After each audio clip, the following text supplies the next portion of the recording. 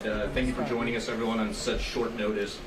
I'm going to run you through some details of what happened here in Portland this morning, and then I'll kick it over to Interim Chief of Vancouver PD, Troy Price, for some comments on what happened in Vancouver. But I can tell you this morning at approximately 3 a.m., officers responded to reports of a fire at a ballot box right outside the building that we're in right now. By the time officers arrived, I can tell you that security personnel in the area had already extinguished the fire. Our officers quickly determined that there was an incendiary device that had been attached to the ballot box, and that is what ignited this fire. Our explosive disposal unit came out to the scene to clear the device, and it has since been taken into our custody. I can share that the incident this morning is very similar to two incidents in the Vancouver area. The most recent just this morning, in fact about an hour earlier than what happened here in Southeast Portland. With that, I will hand it over to Vancouver PD Interim Chief Troy Price for some comments, and then Assistant Chief Amanda McMillan from PPV. Good morning. As he said, this is our second event in Vancouver of this nature. The first one was back on October the 8th, and we got a call that indicated that one of the ballot boxes was smoking, and we found a device there next to the ballot box. It was collected by the Metro Explosive Disposal Unit, and today's incident is very similar. A call in the early morning hours to 911 indicating that there was smoking and a fire at one of our ballot boxes, and again we collected it through the Metro Explosive Disposal Unit. These incidents are similar in nature. No one was injured in any of these incidents. We're working with our partners across the river here in Portland and sharing information with our federal law enforcement partners in hopes of bringing this to a successful conclusion. Question. Thanks, Chief. We'll get through some speakers first. Amanda, introduce yourself. Good afternoon, Assistant Chief Amanda McMillan, Portland Police. Just a couple of quick comments, and then we'll take questions at the end. We really just wanted to acknowledge the heightened emotion around this event as we build up to the election. We're acutely aware going into the election how folks are feeling, and then events like this with the damage at the ballot boxes. Just want to emphasize that we're dedicated to work collaboratively with all of our partners here. Federal partners, the county, Vancouver PD, and Sheriff's Office working to resolve these cases. We do have an investigator working the leads in this case. We don't know the motive behind these acts. It sounds like a series of 3 at this point. But we do know that acts like this are targeted and they're intentional. And we're concerned about that intentional act trying to affect the election process. We're dedicated to stopping that kind of behavior, and we're working toward that today. Finally, I just wanted to end with, it is an active investigation. We're following up on the leads that we developed. We're going to have additional information I think Mike's going to share with us here later today. There's a limited amount of information that we can share because it's an ongoing investigation. So I just want to say thank you all for coming out. We really appreciate you being here and sharing what we're doing to resolve these. Thank you, guys. Hello, everyone. I'm Tim Scott. I'm the Director of Elections for Multnomah County. The details have already been covered. The good news is the fire suppression devices inside the box extinguished any fire almost immediately. There were only 3 ballots that were in the box out of hundreds that had any damage whatsoever, and we were able to clearly read the voters' names on those ballots, so we will be reaching out directly to those that were impacted. Later today we will have all the ballots processed that were in that box, except for those 3 where we'll be reaching out to those voters. And I want to make sure that voters can be assured that if they place their ballot in that box between the hours of 3:30 in the afternoon on Saturday or until about 3 a.m. this morning, that we have a dedicated line set up for anyone in that situation. That's in our press release from earlier this morning. They can call, someone will answer directly, and we can give them exact information about the status of their ballot if they have concerns. No other ballots in the drop box were damaged, and I just want to reiterate that it's important that anyone who sees any suspicious activity around a ballot drop site, please reach out, call us, let us know. I'm really grateful for the support that we received from the Multnomah County Sheriff's Office, Portland Police, and the workplace security team. We fortunately had an officer from workplace security in the building last night, so the reaction time was very quick and we were able to limit the damage. Thank you.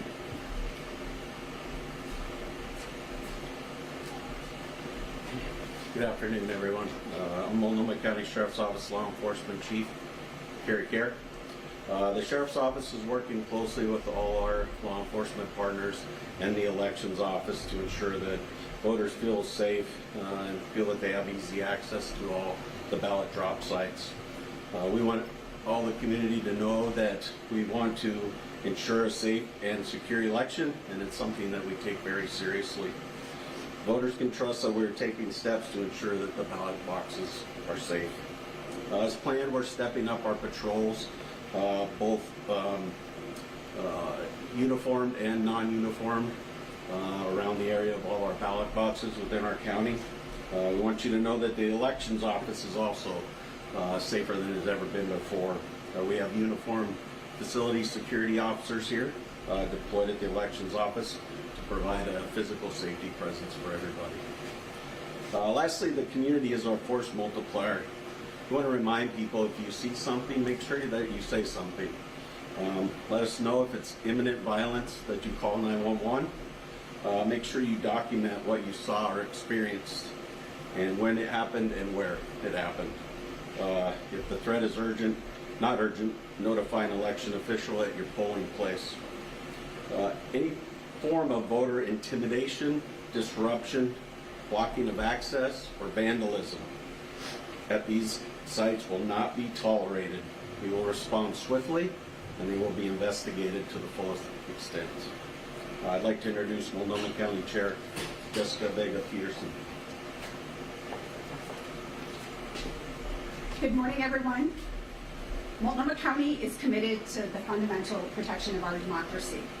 Keeping this election free, fair, and safe is a coordinated effort that involves the many leaders here today and many more across every one of our governments and offices.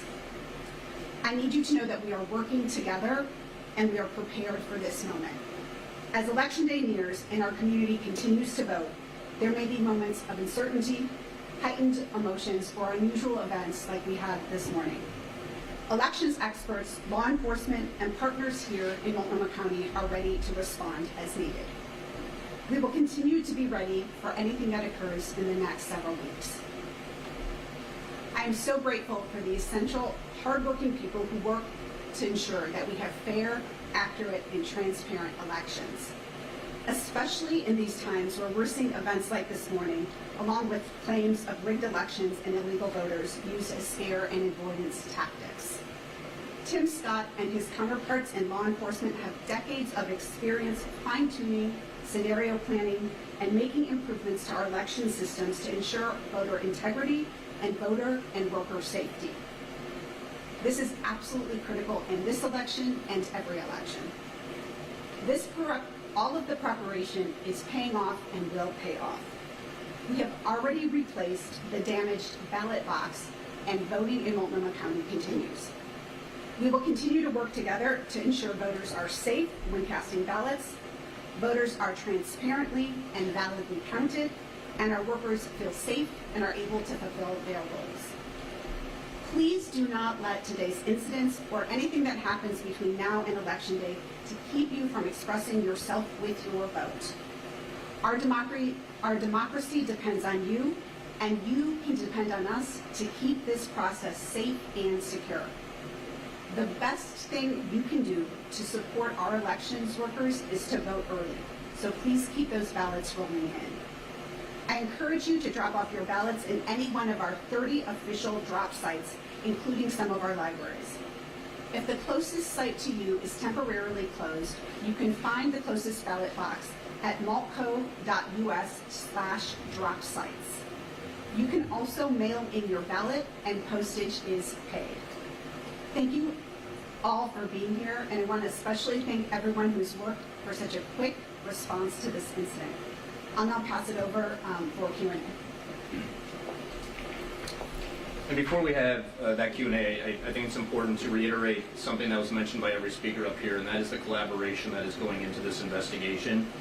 Detectives at PPD are working very closely with our partners at Portland Fire and Rescue, Vancouver PD, the Multnomah County Sheriff's Office, Elections, and the FBI. And through that collaboration and analysis of surveillance footage, we have identified a suspect vehicle connected to this, and I'll be pushing that photo out via flash news early this afternoon in time for your afternoon and evening coverage.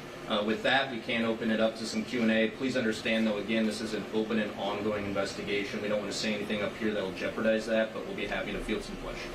Why are you waiting to push that out? Just because I'm here physically right now, and I will get that out as soon as we wrap up here. That vehicle, if you'd like to see it, and you guys can zoom in, more than happy to have that.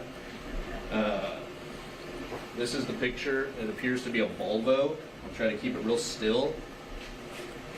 This is outside the ballot box right outside the building we're in right now. And again, this will come out via flash news here within the next few minutes. Do you think these incidents are connected? We do. We believe the incident here is connected to the two incidents in Vancouver. And that explains the collaboration between all the agencies and why everyone's here today. And again, the FBI is also running a separate but parallel investigation as well. What could the suspect be charged with in a case like this?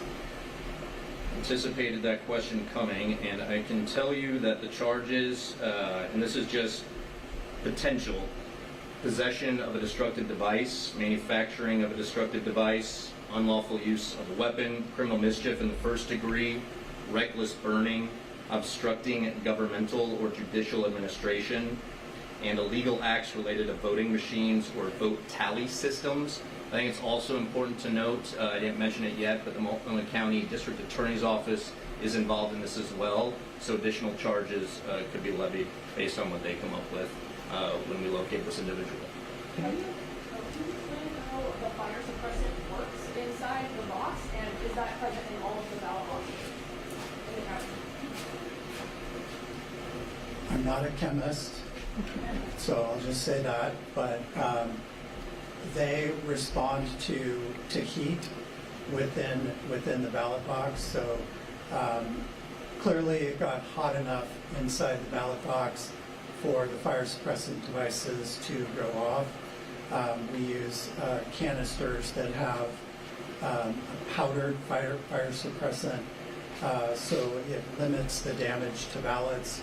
It worked exactly as it was supposed to, and coated the entire inside of the box with that dry chemical suppressant. And yes, they are in every ballot drop box in Multnomah County. Do you know if they're in other ballot drop boxes in Oregon or the ones in Vancouver? I cannot speak to Vancouver, but the Clark County Auditor, Greg Kimsey, is here. Well, Good afternoon. I'm Greg Kimsey, the Clark County Auditor. The question was, are these fire suppression devices installed in ballot drop boxes in Clark County? And the answer is yes. In fact, they were updated. New ones were installed. We installed these 4 years ago, and we installed brand new ones here in the past couple months. did it not work then in this case? This doesn't appear it worked very well. Do you know exactly how many ballots? I think the last time we heard was hundreds, but how many were destroyed in Vancouver? We are still in the process of coming up with a closer number. but certainly was hundreds. Is, Question for both of you. What's the plan moving forward to increase security at these boxes? Well, we're going to install, try to obtain fire suppression devices that work better. We are modifying our ballot retrieval schedule and encouraging voters to deposit their ballots before 5:30 in the evening. And we are encouraging voters to take advantage of all the options available to them. The post office, you can bring a ballot to the elections office directly to us. And again, you can take one of the 23 ballot drop boxes that we have. Again, we encourage people to do, if they're going to use a ballot drop box, to do that before 5:30 in the evening. Marie Glusenkamp-Perez's campaign has asked for law enforcement to be stationed around ballot boxes between now and Election Day in Clark County. I don't know if that's something that anybody up here can comment on, whether the agency even has the capacity to do so. Certainly, Vancouver Police recognizes the importance of securing the boxes as much as we can while maintaining our ability to respond to calls to 911 throughout the city.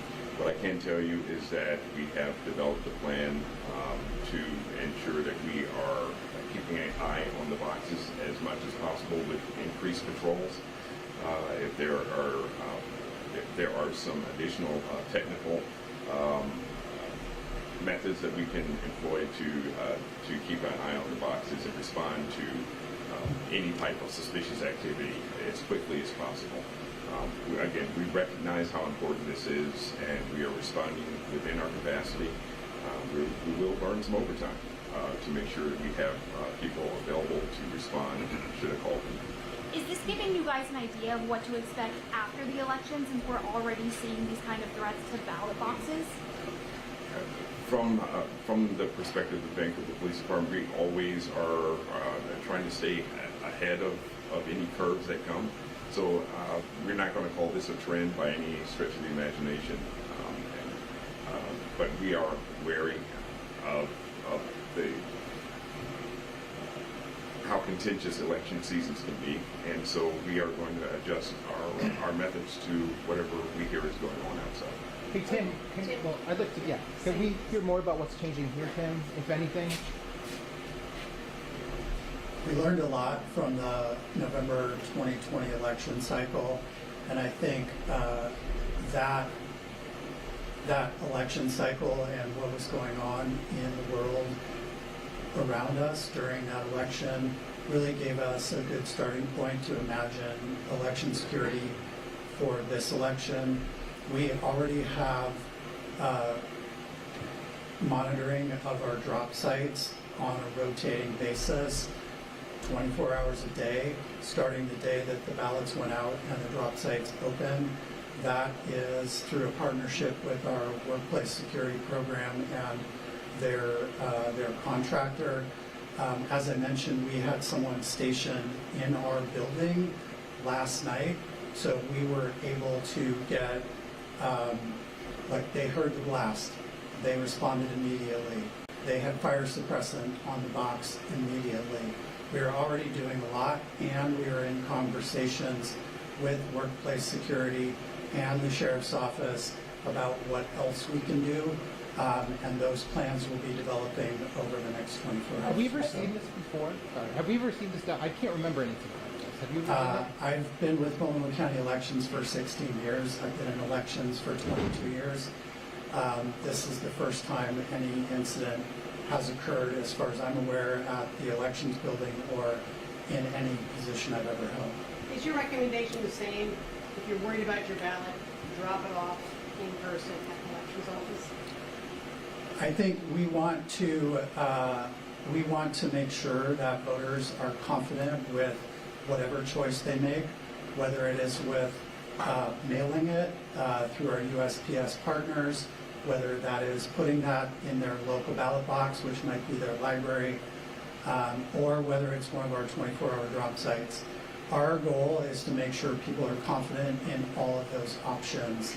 As was mentioned earlier by the chair, The ballot box that is behind you currently is the ballot box that was affected. As soon as PPB was done with their investigation of the site, we had that ballot box replaced and back to business as usual. There are over 100 people in this building today processing ballots and moving forward so that we can make sure that democracy is preserved. I want every voter to be able to vote and to do that safely. Are there surveillance cameras at every ballot drop-off box? The incident occurred here at the elections building, so the fact that there were security cameras can make sense. But what about other drop boxes that are perhaps more remote?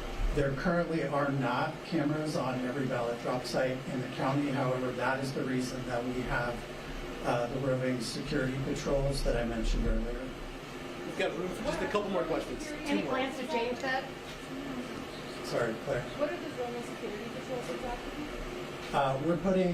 Security officials are putting eyes on drop sites multiple times each day on a 24-hour schedule. So Tim referenced a blast. I'd like to hear more about this Broken device. glass or something. Because I know you were talking, maybe this is for Mike. Mike, can you offer some details on this device? He's talking about a blast, so it makes it sound like an explosion. We'd like some clarity.